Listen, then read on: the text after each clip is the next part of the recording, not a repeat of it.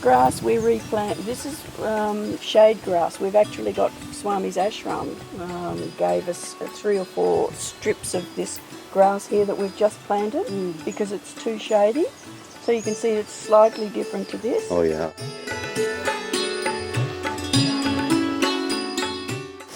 But the workers begged us, could they come and live here? So we converted them into houses and built them a bathroom. Sai Ram. Sai Ram, Sai Ram.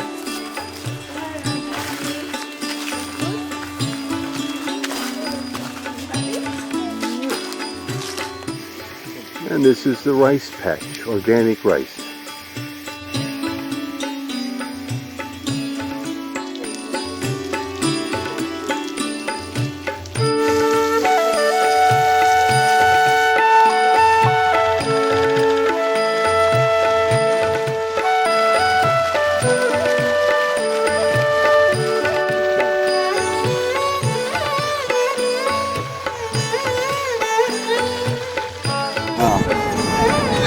Wow.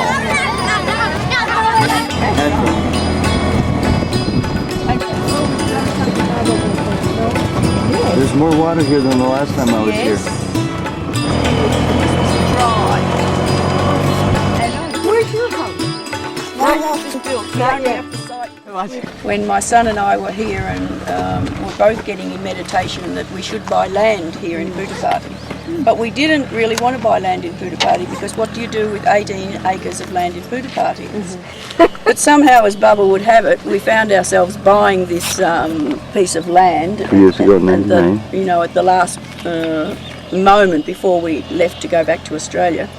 And when we walked on it, it was just like this. There was not one blade of grass on the land. So what is this tree, first of all? Shiva tree that's been planted about 6 months ago, this size. Oh, so it's grown that much in 6 months? Yes, and when it grows, it'll be so tall that it'll cover that house up there with shade. Oh, so we'll have to remember where we are here Yes. at this corner. Yes, And that house is going to shade one day. yes. Oh, From boy. this tree, it'll be like a canopy. Okay. This is an orchard here, and we've just composted the orchard trees, and out of the compost has grown all our, look, papayas and tomatoes. See over here? Oh, tomatoes over there. Where's the papayas? Sorry.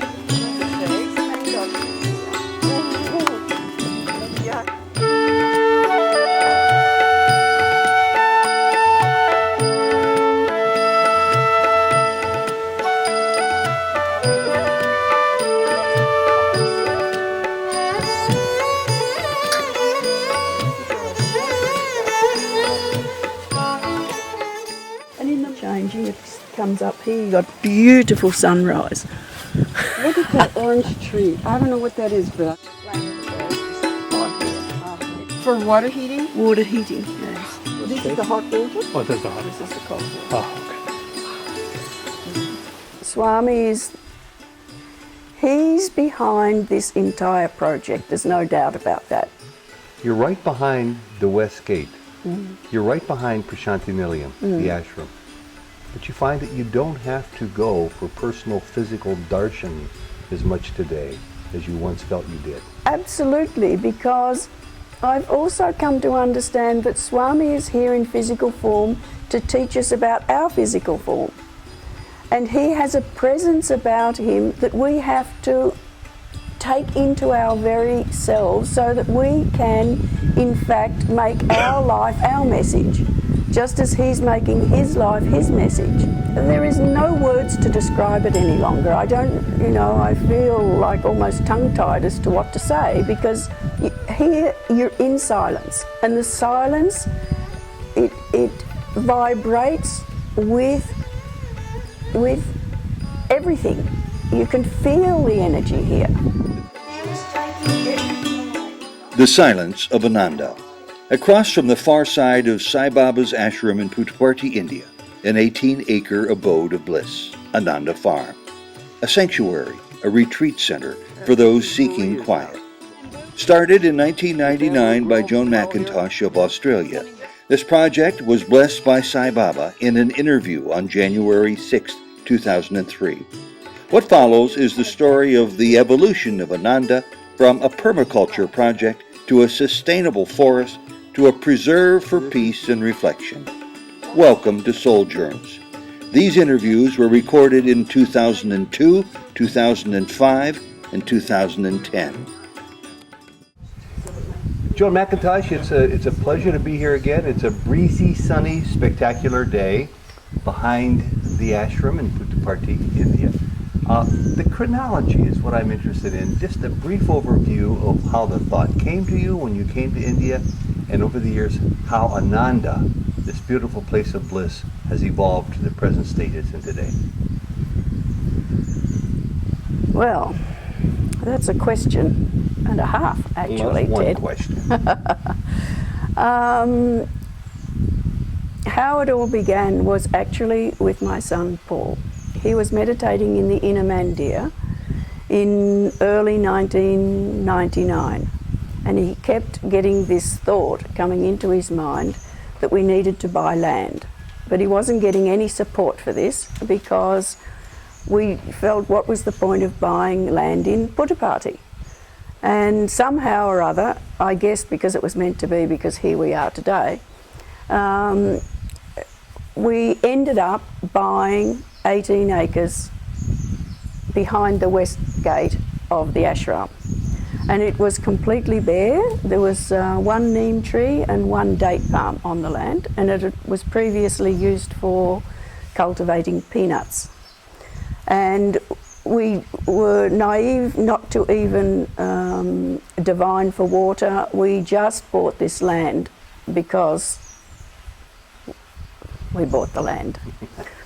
Worried about everything else later. Yes, well, and then we had no idea of what we wanted to do with it.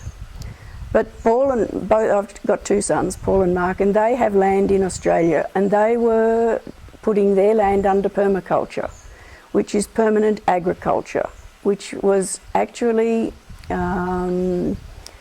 created in Australia by a man called Bill Mollison, who was the father of permaculture. And it's using the ancient agricultural ways of regenerating the land. So with their little bit of knowledge, we decided, okay, we would put this under permaculture. One plant complements another. Composting helps. Cultivating a little troughs for rainwater and fall off to fertilize and water everything. That's it. It all works. That's it. And so as a result of that, you're changing the eco-climate of the land. So when we used to be out here in the early days, it was, you remember, it was so hot and barren and uncomfortable and frustrating and all sorts of things that go with the beginning of any new project.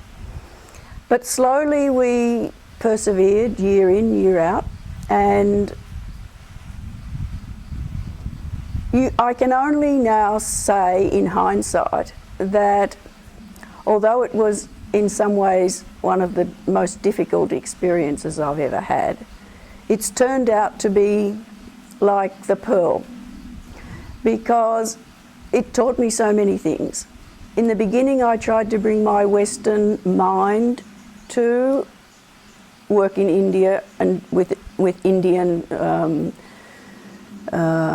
workers and staff, and I found that I was always in conflict because I liked things done on a certain time in a certain way, and that just didn't happen. So then I had to look at myself through all of this and say, okay, you have to learn how to relax and go with the flow.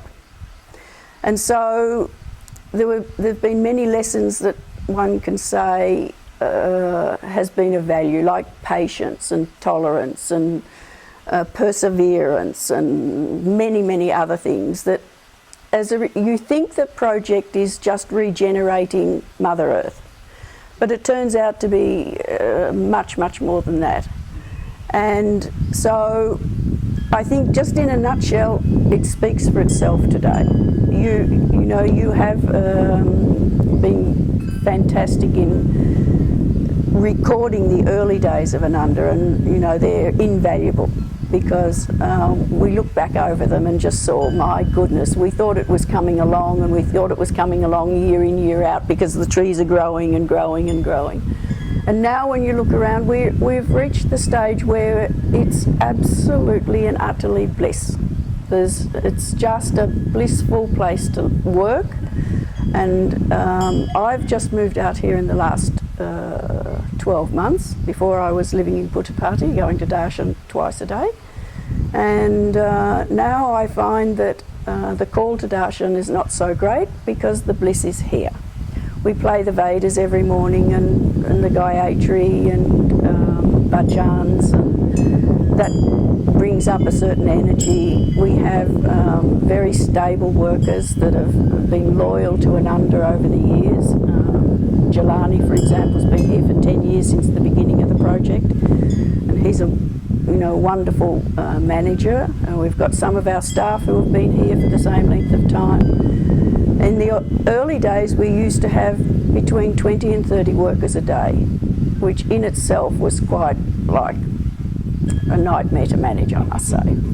Whereas now we have 9 workers who we're more at maintenance, I would say.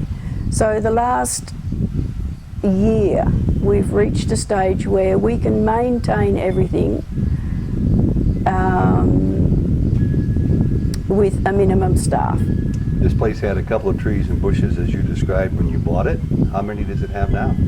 I would have no idea, but I'd say sometimes I'm told there's 70,000 trees, sometimes I'm told there's 80,000 trees. So let's say somewhere between 60 and 80,000 trees. And in addition to the trees, there are all sorts of flowering bushes, fruit trees, plants. You had a worm farm going for a while, Still maybe you have. still do. And so it's really a veritable paradise. I don't mean to overuse that word, but it's a self-sustaining entity, really carved out of nothing but an old peanut grove. And what about the water to sustain it all? Because isn't this still part of the desert out here? Well, that's a really good question, because in the beginning we didn't have any water, and fortunately, well, first we actually dug a well by hand, a 30-foot well. I remember yes. that one. And it turned out to be not usable. Unless this lake here is full, then there's no water in the well. So then we had to, and we used a geologist for that, and the geologist didn't somehow manage to get the, well, I don't know what happened, anyway, it doesn't work. So then we got a water diviner who was a local person who used his skills, and we found 3 bore points. We've actually bored for 5 times for water. 2 of them failed, and 3 have worked. The original bore is up here. Short course. And we use that for our fodder for our animals, and for rice crops and things like that. And then just over here we have 2 other points, and those 2 bores in fact provide enough water to sustain Ananda. And daily. on these 18 acres, how many freestanding structures, such as this beautiful house, do you have here? Well, this is actually a simple house. The veranda makes it look like it's quite something, but it's actually 2 simple rooms and 1 room at the top we can have a look at later.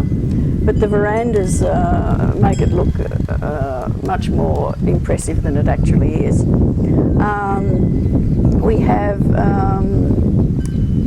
2 other guest spaces. Then Maria, who works here from Australia and manages the gardens and does a magnificent job. And that's just one of the things that she does.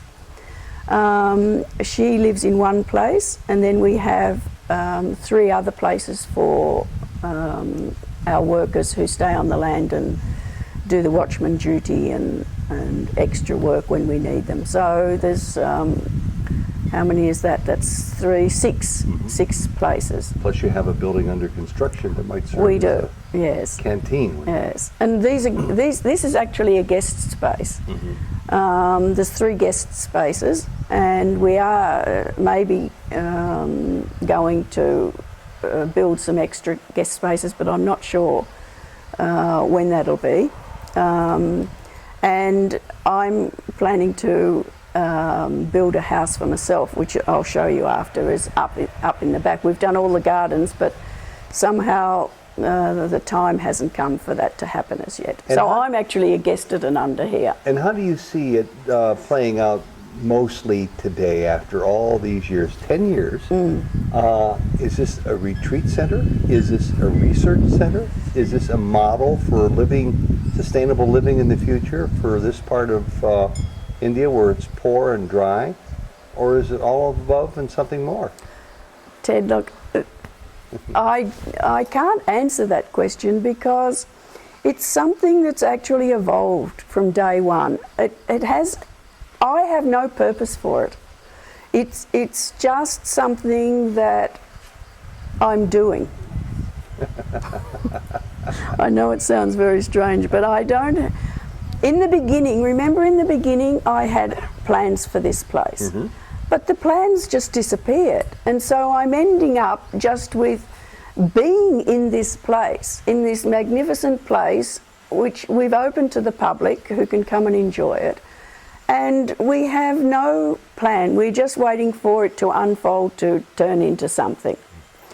In the beginning, if you remember, I had a plan to make this self-sustainable within 5 years. That was my original plan, because why would I want to continue spending my own personal money? And in those days we were able to receive any donations from anybody who wished to give them. Now we don't do that any longer, because it's just a feeling has just come up that, let's just keep money away from this and just keep it as pure as we can. And so we plan to build 11 cottages and a restaurant and sell plants at the nursery and vegetables in town, which we did, and that worked really well. And slowly, all of those things have dropped away, and now it just, I can't even answer the question actually. It's just is, I guess you can say that. And how much longer in your life do you plan on staying here? I don't know. I'm actually completely detached from being here, because you reach a stage, I think, in your life where you're contented within yourself. I'm peaceful, I'm happy to be here, I'm happy to be wherever I am. I think I remember saying to Jodie once that happiness lies within. So when you're happy and contented within yourself, then you don't need, it doesn't matter where you are. I can be here, I can be even in Puttaparthi with all the crowds in Australia. And so I can't answer that question. And the $64 question, how does Sri Satya Sai Baba play into all this and into your life? Well, as far as I'm concerned, he is everything. And Swami he's behind this entire project, there's no doubt about that. I mean, I can't say I have any feeling of doership here, because I don't know how to do any of this. But somehow we get up every day and we do it. So it must be coming from Swami, or it's coming from the source, or it's coming from the universe, or whatever word you would like. Swami is so divine that you can't even put a word for. I can't express my feelings for Swami. It's like God is everything and God is everywhere in everything. And when you look here and you sit here, and I do yoga every morning on the roof, and I do the japamalas, and I walk around and I water the plants, and I just see God everywhere. And you reach a stage where you start to understand this saying that I always knew but didn't know what it was: God is everywhere in everything. And in nature, you can feel God everywhere in everything. You certainly see the beauty, don't you? You see the beauty, and it's silent. And so I've reached a stage where God is absolutely everything in silence. So there is no words to describe it any longer. I feel like almost tongue-tied as to what to say, because here you're in silence, and the silence, it vibrates with everything. You can feel the energy here. It sounds like Baba has made a considerable imprint in your life. Considerable. And how has he transformed your life? I don't worry about anything. I don't think about anything. I don't plan anything. I don't have any ideas. I don't have any desires. I don't have any attachments. I don't have any of those things left anymore. I'm just peaceful in the moment. I guess that's how. Whereas in the early days, I worried about everything. I worried whether we'd get water. I worried about keeping the workers working. I worried about where the money would come from. I worried about everything. And I used to run the project through my inner meditation. I meditate early morning for 2 hours, 4 to 6 o'clock, because that's a very clear time. And I used to, whatever came to me in the early morning, many days nothing came, I might add, but if some idea came into my mind, I absolutely just went with that. And slowly over the years, I don't even need to meditate so much, Ted. It's just like you get to know what to do, and you go beyond trying to work it out. And you said something rather astonishing to a lot of people too. You're right behind the West Gate. You're right behind Parched, the ashram. But you find that you don't have to go for personal physical darshan as much today as you once felt you did. Absolutely, because I've also come to understand that Swami is here in physical form to teach us about our physical form. And he has a presence about him that we have to take into our very selves, so that we can, in fact, make our life our message, just as he's making his life his message.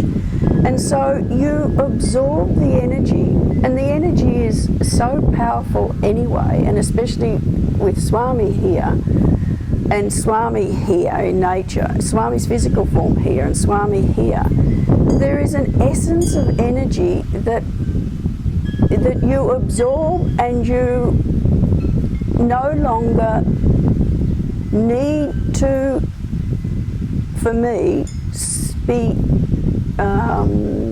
with the physical form as much. I still love to go and see Swami. I still love to go and take his darshan. I still do my pujas every day. I still do arti twice a day. I still have photos of Swami around. I love the physical form of Swami as well. But somehow I do that as part of my daily routine. But being pulled into darshan is because God is everywhere in everything, but I understand it in a different way now. Joan McIntosh, I hope I can do Ananda and your life justice with this video. Thank you so very, very much. Thank you, Ted. God bless and Sai Ram. Thank you, Sai Ram. It looks very strong and very stable. And Jelani's engineered it all by himself. I don't think he works by himself somehow, but... How did you learn to do this? Wow, Swami. Swami helped you, huh? Yes. Swami guided you? And you're going to use thatch for the roof? Yes. And I saw a pile of it out there. You've already got that collected. Yes, we got it. And that is a little bit old. We are looking, now is season to cut the thatch, new thatch.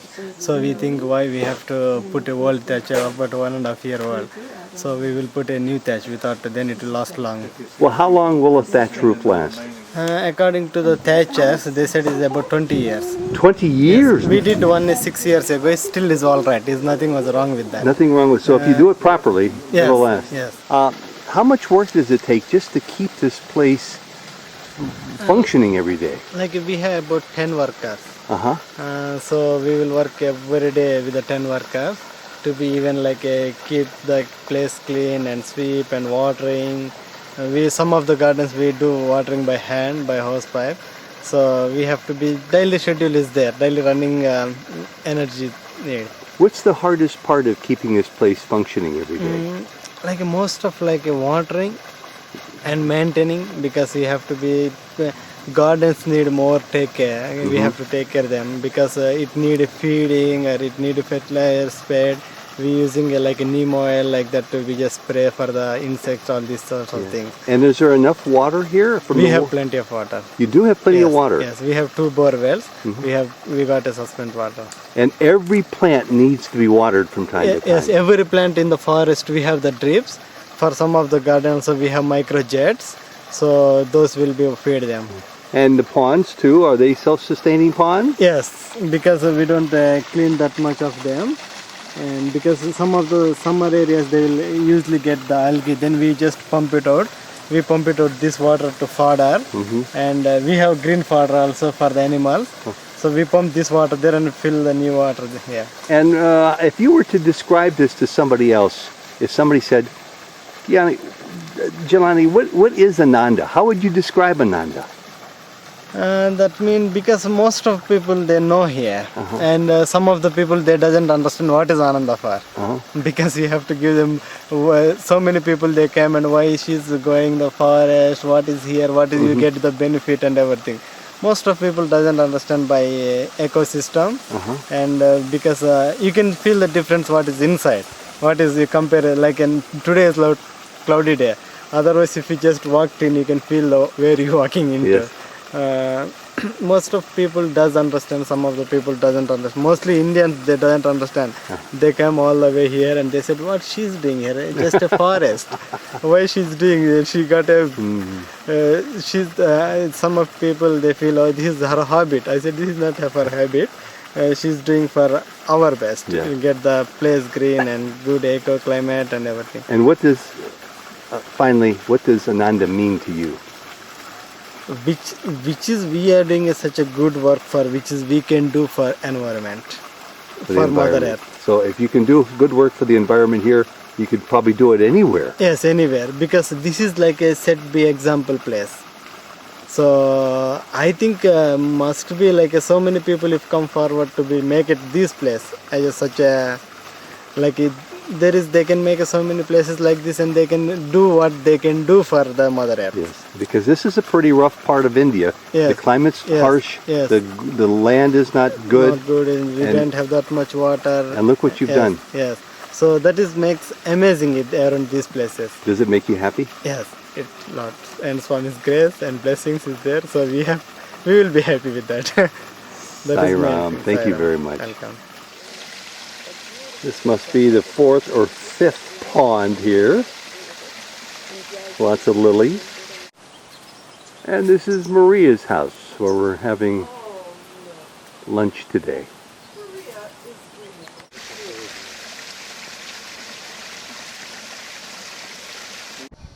This is out towards Ring Road. Across the street is Baba's property. And in the background there you can see Sai Baba's village for widowed women. And then right up over this hill, on the other side of this hill, is the ashram.